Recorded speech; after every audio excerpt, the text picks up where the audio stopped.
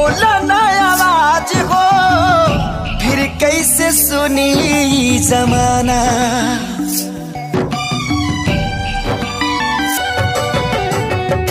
हो जाइबू दोसर के तू कुछ दिन के बाद बा दिल पगला रोई बन दीवाना।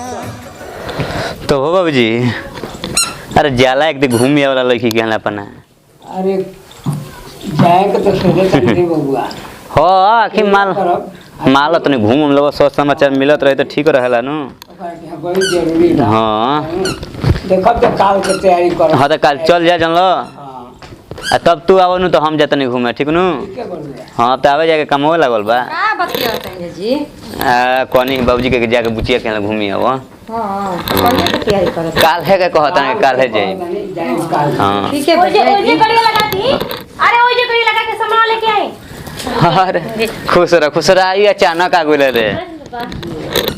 तोरा के अभी बताओ अभी का बत कहिए करतैया ना बोले तले तुम चली आई। काले हम जाए। अरे तो अचानक आ गइल कुछ फोन तोन कुछ कोई ना कोनो दिक्कत पसंद नहीं नु। अरे ना यहाँ के जाए के बा ना दिल्ली तो यहाँ के बोलने हम बोलने हमरो जाए के बा तब बोलने ही तनी घुमा दी त कल। तो कम से कम फोन ऑन कर तो कुछ निमन जमन बनाई।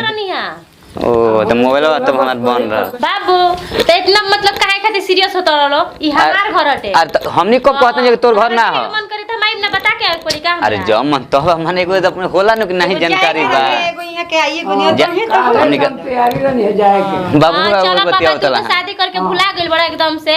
आऊ रे बुचिया पापा तनी दू आदमी बतिया होतला। हां हां बेटी के ना जी बोलो सर लिया जा पानी उनी पियावो। ए चली बुची पानी ठीक हो बटू तने गोड़ो धोती है कर ढेर दिन पाइल बिया ल तोहरो को जाय से जान बाची गोए। हां काल तो हम कसम तू तो ये न सोचला कि जाई ना सकतिया उल बोल तू कि पहले नहीं ता दे चरफ फरबा कि प्लान बनाओ तो चलो तो प्लान कैंसिल न कर दो बाबा ये बोल अब का पहुंचावे खातिर चल जी ठीक नु।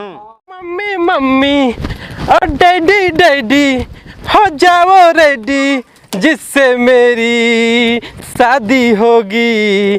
आज मैंने वो लड़की ढूंढ ली है महबूबा मैं आ रहा हूँ वापस मेरा इंतजार करना तुझे सामने बिठा के तुझसे है बात करना महबूबा तुझे का हो भैया घोल लगा तनी ठीक बा सब। हाँ सब ठीक बा तहरा आशीर्वाद से हमारे फौज में नौकरी लाग गई। बहुत अच्छा जानता हमारा कितना मम्मी पापा खुश है हमारा सब नालायक कहता कि तो नौकरी ना लगी देखा भैया जब वर्दी पेन ठीक लगा नहीं वर्दी में अच्छा लगा भैया ये सब तो हम लोग के दया आशीर्वाद से हमारा ये वर्दी मिलल बा।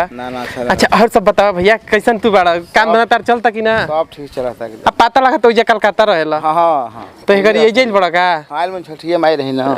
अच्छा तो ठीक है भैया हम चलते नहीं अपना घर। हां हां ठीक ठीक बा बोली है तेरा ले आइल बनी बड़ा का। हां आज ही शाम के वही पार्टी साटी के बात बहुत खुश बनी भैया बहुत खुश बनी। अब अपन तनिया शादी करो बियाह करे के मन करता नु अब नौकरी लागी तो अब का दिक्कत बा कर सकत नु। ठीक है भैया आशीर्वाद बा कैसे हम तरक्की करते रही। तेरे सामने मैं तेरे सामने हे ममता हाय हाय तू सेनुर कइले बाड़ू हो। अरे ए का हम देखत नहीं जैसे लगा कि तोहरे के कुछ पते नहीं खे। अब जा देश के रक्षा कर ठीक बा ना तो के हई चाहत रहे ना खुश बड़ा ना पाके खूब ढेर पैसा कमैया खूब पैसा पर सुतिया खूब मौज मस्ती करिया ठीक बा ना।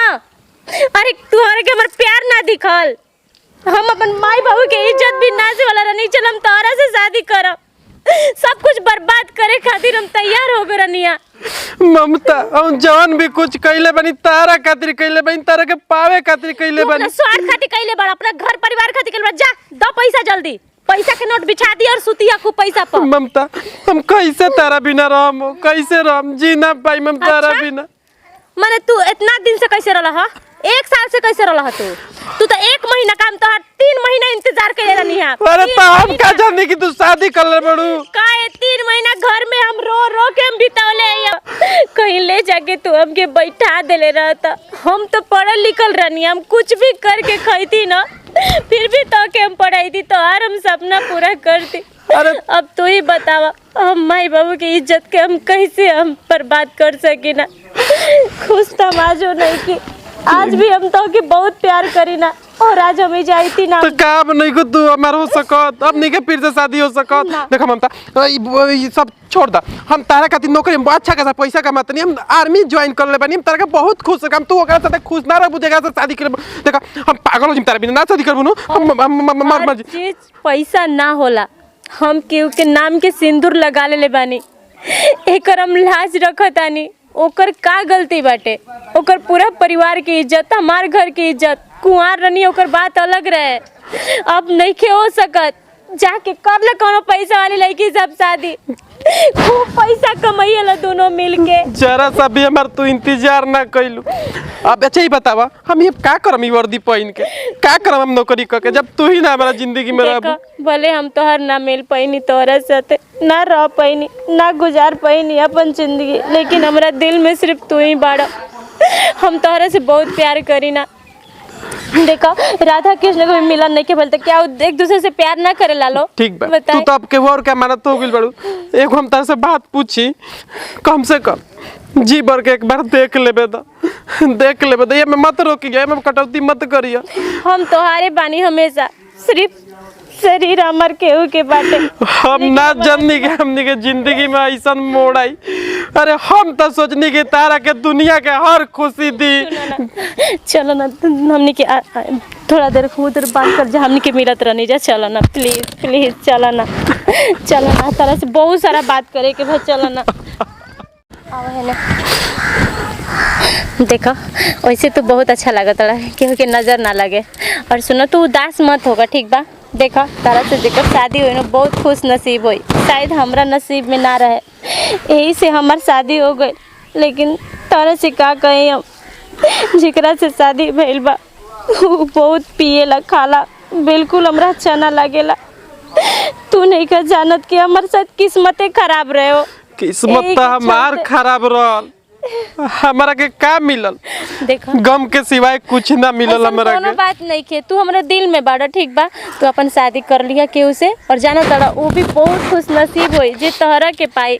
कितना सुंदर लागत तड़ा इसे। देखा ममता, हम तारा से प्यार कइले बानी, ठीक बा? हमनी के ओइजे अब देश के सेवा करत करत शहीद हो जीव जा। ऐसे मत बोला, का करब जाई शादी तो करके? के हमार क्रिया बा, ठीक बा? तू शादी करबा, तू हमरा खुशी खातिर शादी करबा प्लीज।